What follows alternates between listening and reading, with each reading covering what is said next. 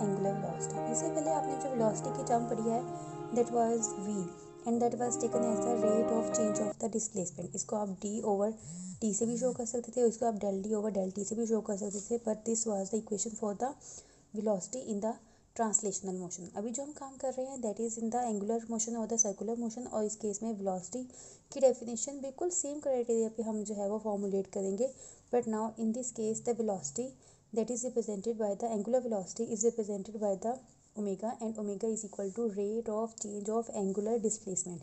This means that rate of change of angular displacement में भी change आएगा और टाइम में भी चेंज आएगा. So this is the definition और the equation of the angular velocity. अब इस एंगुलर वेलोसिटी के हिसाब से जैसे पहले आपको याद होगा चैप्टर नंबर 3 में हमने वेलोसिटी के डिफरेंट टाइप्स जैसे यूनिफॉर्म वेलोसिटी है, वेरिएबल वेलोसिटी है, एवरेज वेलोसिटी है, इंस्टेंटेनियस वेलोसिटी है, बिल्कुल वैसे ही हम एंगुलर मोशन में भी एंगुलर वेलोसिटी की इसी तरह हम जो है टाइप्स डिफाइन करते हैं. First of all average angular velocity. Average angular velocity is denoted by this. And now one more thing that is very much important, that this angular velocity is also a vector quantity. Why? Because this angular displacement is a vector quantity. So average angular velocity again that is equal to del theta over del t. Now next thing is the instantaneous velocity. As the term indicates, the word instantaneous is from the instant. This means that value of the angular velocity at any specific instant of time. But for the definition or the equation of the instantaneous angular velocity, we must consider a point that the instant of time during which we are going to calculate the value of the angular velocity, that must be very very small, such that we are going to apply a limit that instant of time is very very small, such a small thing that is approaching to zero. तो यहाँ पे आप limit apply करेंगे del theta over del t के ऊपर, तो आपके पास ये जो इक्वेशन है that will become the equation for the instantaneous value of the angular velocity. Now next come the direction of the angular velocity. Simple thing is that बिल्कुल वैसे जैसे हमने एंगुलर डिस्प्लेसमेंट की डायरेक्शन फाइंड आउट की थी कि कोई भी बॉडी है जो कि सर्कुलर पॉइंट के इर्द गिर्द जो है वो मूव कर रही है इन अ सर्कुलर पाथ, तो ये इसका एक्सिस ऑफ रोटेशन है. आपने क्या करना है, एक्सिस ऑफ रोटेशन को राइट हैंड में पकड़े such that the curling fingers are in the direction of the rotation. The thumb will give the direction of the angular displacement, and the direction of the angular displacement will be the same as the direction of the angular velocity. ये question हमें बताती है कि जो direction angular displacement की होगी वही direction angular velocity की भी होगी. तो अगेन डायरेक्शन हम फाइंड आउट कर रहे हैं by right hand rule. Now next thing is the unit. From this equation you can see that as the equation is omega is equal to del theta over del t. So del theta is radian suppose and t is for the time मतलब के seconds. तो आपके पास जो unit आएगा that will be radian per second. It can be degree per second or it can be revolution per second. As we are having the 3 units of the angular displacement, so we can have 3 units of the angular velocity as well. One first thing radian per second, second degree per second, and third one revolution per second. Now next come the dimension. What is the dimension of the angular velocity? As we have studied earlier that the angular displacement, this quantity is a dimensionless quantity. तो अगर हम इन equations में देखें तो अगर ऊपर वाला part dimensionless हो जाता है तो 1 ओवर टाइम हमारे पास सिर्फ ओनली थिंग बचता है, और इस हिसाब से आपके पास जो डायमेंशन आती है that will be the 1 over t or t raised by -1 within square brackets. This will be the dimension of the angular velocity.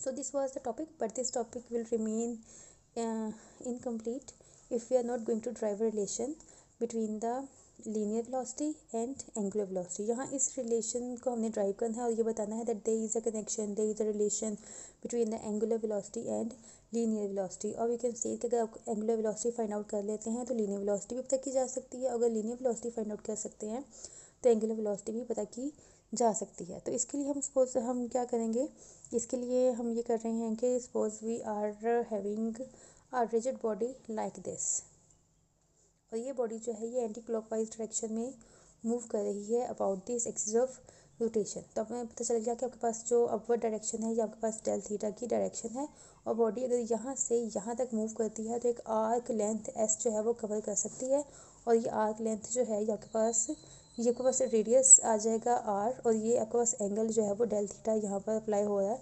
तो यहाँ से आप s is equal to r theta की इक्वेशन जो है वो यूज़ कर सकते हैं in this situation where the body is moving from the position 1 to the position 2. And now one more thing is that this body is a rigid body.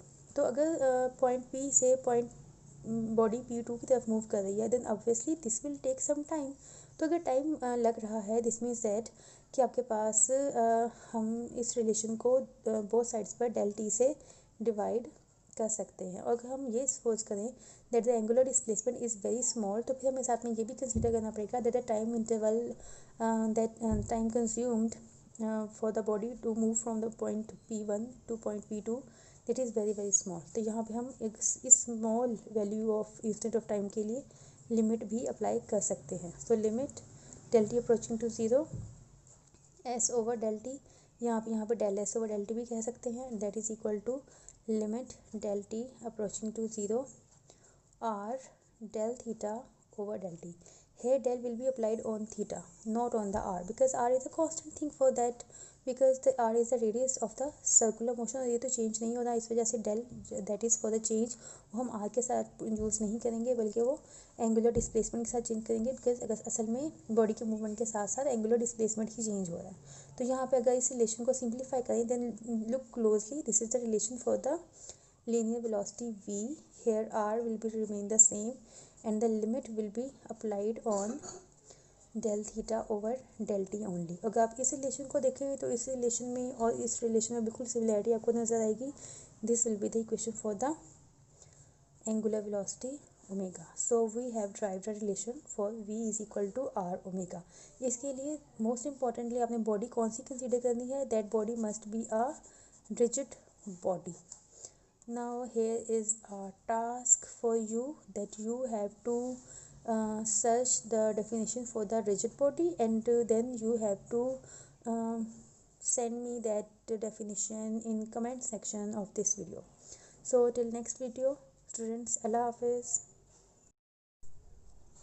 And before the next video I have to tell you a very important point over here that is very very much important, that omega, that is the angular velocity, the direction of the omega that can be find out by using the right hand rule, and a thumb will give you the direction of the omega, and r is the radius of the circle. But v is known as the linear velocity and each and every point. अब ये body जो है ये circular path जो है ये exhibit करने लगी है. At each and every point the direction of the v that will be along the tangent to the circle. हर पॉइंट के ऊपर वेलोसिटी की जो डायरेक्शन है that will be along the tangent to the circle. तो v जो है वो हर पॉइंट के ऊपर अपनी डायरेक्शन मैग्नीट्यूड चाहे चेंज ना हो but the direction of the linear velocity will be change along each and every point along the circular motion. So that's was all about the angular velocity. Till next video, Allah Hafiz.